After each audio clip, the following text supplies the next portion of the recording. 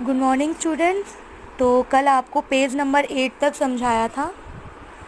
अब यहाँ से आपका पेज नंबर 9 स्टार्ट होता है और आज का टॉपिक है आपका डाइजेशन। तो देखिए, ये है डाइजेस्टिव सिस्टम। इन शॉर्ट मैं आपको समझाती हूँ कि हमारी बॉडी में जैसे भी हम डाइजेस्ट करते हैं, सबसे पहले तो कौन कौन से ऑर्गन्स, इम्पॉर्टेंट ऑर्गन्स रहते हैं इसमें हमारे। तो वो होता है हमारा माउथ, फूड पाइप, ये जो आप देख रहे हैं। उसके बाद होता है हमारा stomach, small intestine, large intestine और एनस।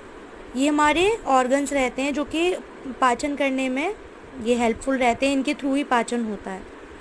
तो हम सबसे पहले हम जो कुछ भी खाते हैं वो अपने माउथ से, मुंह से खाते हैं।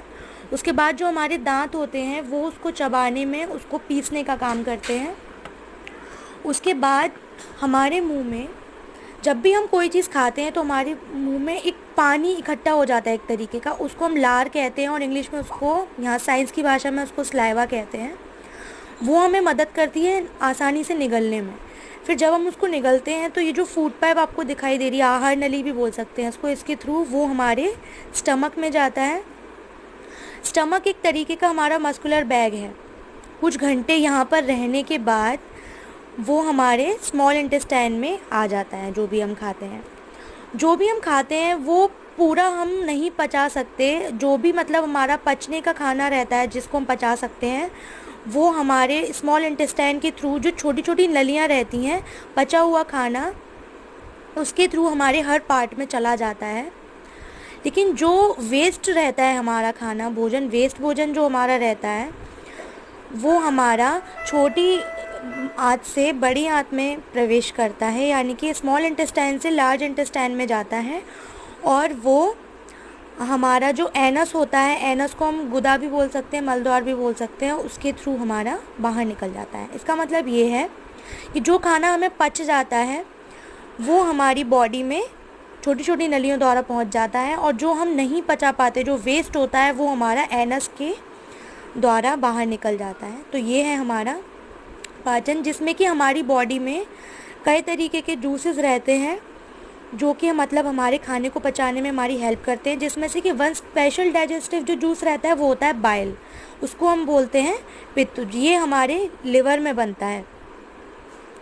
तो ये हो गया आपका डाइजेस्टिव सिस्टम। उसके अलावा कुछ इम्पॉर्टेंट पॉइंट्स होते हैं, जैसे कि हमें खाना कैसे खाना चाहिए।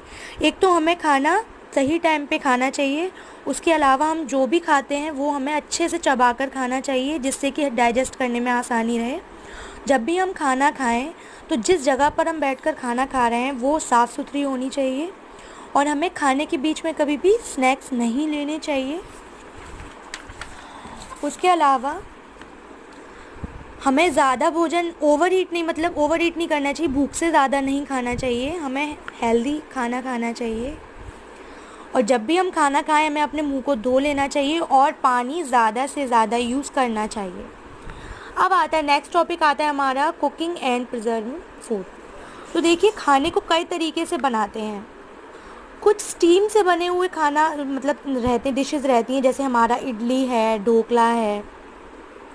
तो ऐसा नहीं है कि अगर हम उसको स्टीम करके बना रहे हैं तो फिर जो उसके न्यूट्रिएंट्स हैं वो कम हो जाते हैं, ऐसा कुछ भी नहीं है।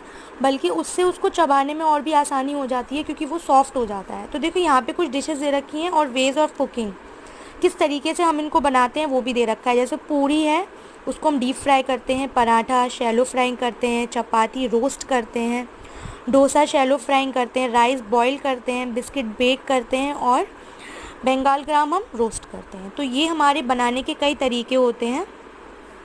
इसके बाद हमारा आता है फूड प्रिजर्वेशन। इसमें क्या होता है ना, हम अपने खाने को लॉन्ग टाइम तक कैसे बचाए रखें और उसको ख़राब ना होने दें। तो इसके कुछ तरीके यहाँ पे दे रखे हैं। बाई कैनिंग का मतलब होता है किसी भी डिब्बे में बंद करके रख देना। तो हम एयर टाइट डिब्बे में अगर उसको बंद करके रखते हैं, कुछ इस तरीके का खाना होता है, जब हम उसको बंद करके रखते हैं तो वो काफ़ी लंबे समय तक चलता है।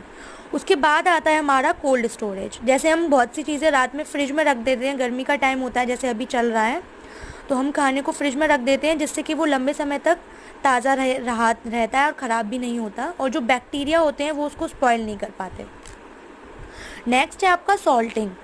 जो नमक होता है, कुछ फूड ऐसे होते हैं जिसको अगर हम सॉल्ट मतलब उसको सॉल्ट यूज़ करें तो जो बैक्टीरिया होता है ना वो उस पर ग्रो नहीं कर पाता, तो हम लंबे समय तक उसको चला सकते हैं। उसके बाद लास्ट पॉइंट है आपका डिहाइड्रेशन। कुछ खाना इस तरीके का होता है जिसमें से अगर हम पानी पूरी तरीके से हटा दें, उसको डिहाइड्रेट कर दें, तो वो भी लंबे समय तक चल सकता है। तो आई होप आपको अच्छे से समझ में आ गया होगा। ये चैप्टर आपका फिनिश होता है। तो आपका वर्क ये रहेगा कि जो आपको ये पूरा चैप्टर कम्प्लीटली आपको बता दिया गया है वो आप फिर से रीड करेंगे कंप्लीट, और कोशिश करेंगे कि आप इसको एक्सप्लेन भी कर सकें। इसके जो वर्ड मीनिंग्स होंगे वो आपको व्हाट्सएप ग्रुप पे मिल जाएंगे, तो आपको वो वर्ड मीनिंग्स अपनी फेयर नोटबुक पे आज की डेट डालकर, चैप्टर का नाम डाल के, कौन सा चैप्टर है ये सब डाल के आपको वो वर्ड मीनिंग्स लिखने हैं। और कल आपको जो आपकी एक्सरसाइज है वो और क्वेश्चन आंसर वो आपको कल आपको आपके व्हाट्सएप ग्रुप पे भी मिल जाएंगे और आपको वीडियो के थ्रू भी बता दिए जाएंगे। Thank you.